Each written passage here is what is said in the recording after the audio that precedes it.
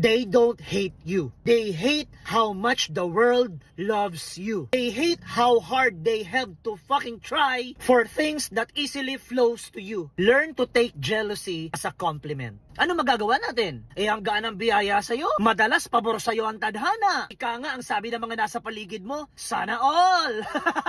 So dahil mas nakakaangat ka, dahil sa mas nabibless ka kesa sa iba, ay irita sila na putang ina. Bakit sa'yo, parang ang dali mo lang makuha ang mga goals mo? Bakit parang ang gaan-gaan lang ng buhay mo, ang saya-saya lang ng buhay mo? Samantalang sila, kahit anong pagpupumiglas na putang ina, kahit anong pagpupumilit, parang ang bigat-bigat ng tadhana sa kanila.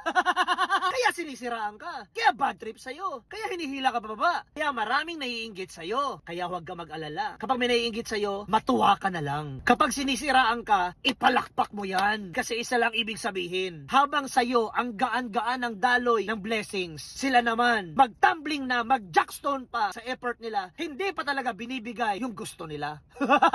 Kaya ipagpatuloy mo lang ginagawa mo. Basta wala ka napakan na ibang tao. Kung ay ka-stroke nila, any good!